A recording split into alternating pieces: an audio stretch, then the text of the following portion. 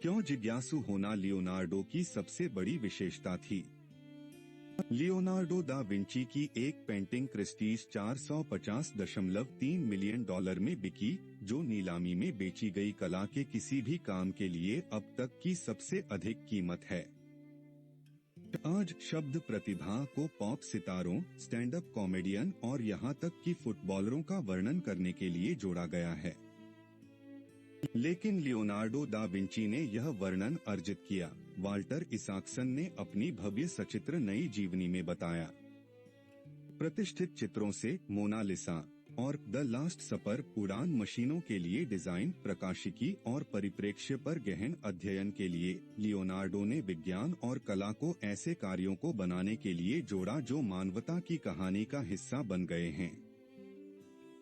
Washington DC में अपने घर पर इसाक्सन के साथ नेशनल ज्योग्राफिक की चर्चा के अनुसार उन्होंने बताया कि मोनालिसा की मुस्कान जीवन भर की जांच का शीर्ष क्यों है। माइकल एंजेलो और लियोनार्डो एक दूसरे को कैसे खड़ा नहीं कर सकते थे, और क्यों जिज्ञासु होना लियोनार्डो की सबसे बड़ी विशेषता थी। यहाँ हमें दुनिया की सबसे प्रसिद्ध मुस्कान से शुरुआत करनी होगी। लियोनार्डो के जीवन और काम में मोनालिसा कहाँ फिट होती है और वह 500 वर्षों तक हमें कैसे आकर्षित करने में कामयाब रही है।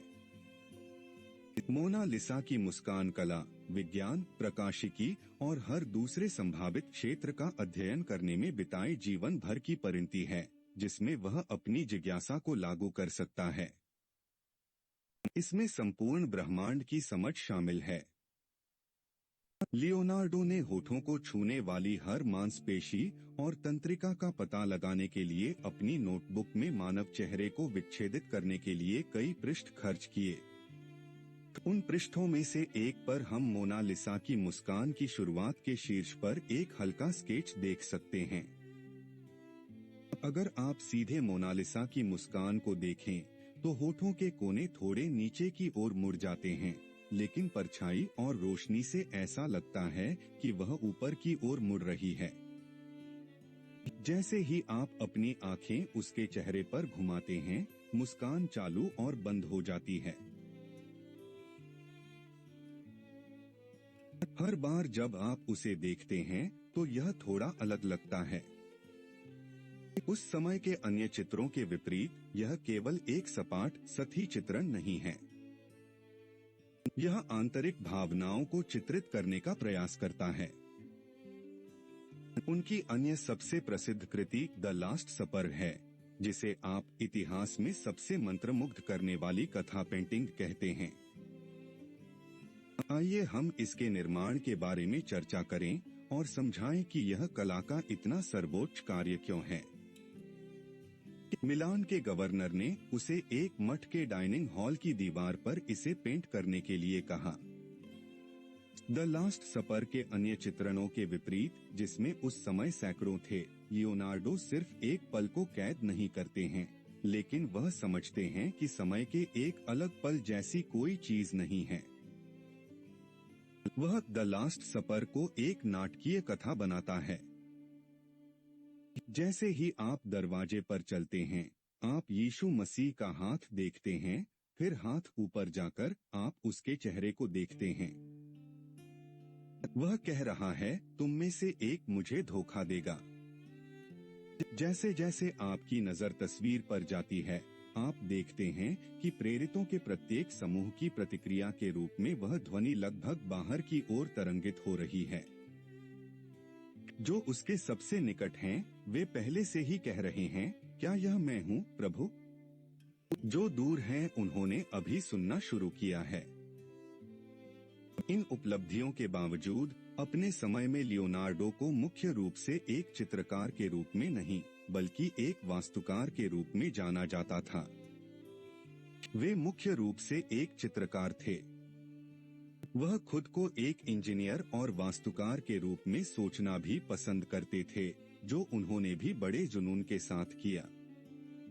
लेकिन उनकी पहली नौकरी एक नाट्य निर्माता के रूप में थी। उनके नाट्य निर्माण ने उन्हें उड़ने वाली मशीनों और एक हेलीकॉप्टर स्क्रू जैसे यांत्रिक प्रॉप्स की ओर अग्रसर किया, जिन्हें कुछ प्रदर्शनों में स्वर्गदूतों को छत से नीचे लाने के लिए डिजाइन किया गया था। लियोनार्डो ने तब कल्पना और वास्तविकता के बीच की रेखा को धुंधला कर दिया जब उन्होंने वास्तविक उड़ने वाली मशीनें बनाने की कोशिश की जो इंजीनियरिंग के चमत्कार थे।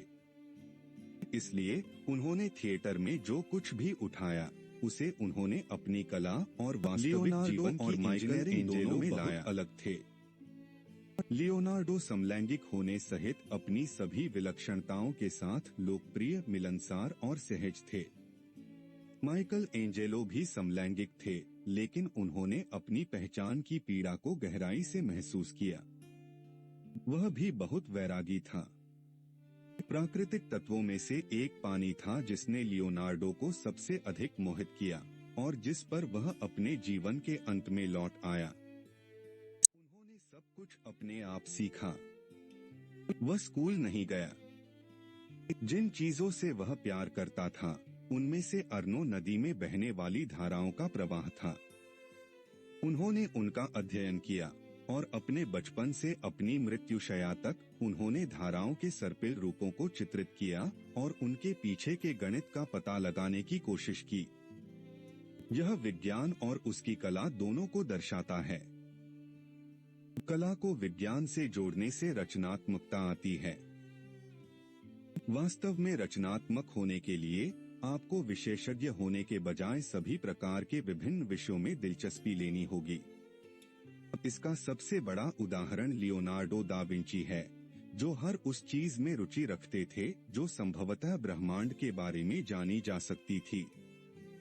हर चीज के बारे में उत्सुक होना और सिर्फ जिज्ञासा के लिए उत्सुक होना, सिर्फ इसलिए नहीं कि यह उपयोगी है, लियोनार्डो की परिभाषित विशेषता है।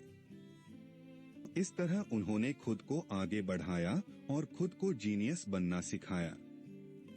हम कभी भी आइंस्टीन की गणितीय क्षमता का अनुकरण नहीं कर पाएंगे, लेकिन हम सभी लियोनार्डो की जिज्ञासा से सीखने और उसकी नकल करने की कोशिश कर सकते हैं।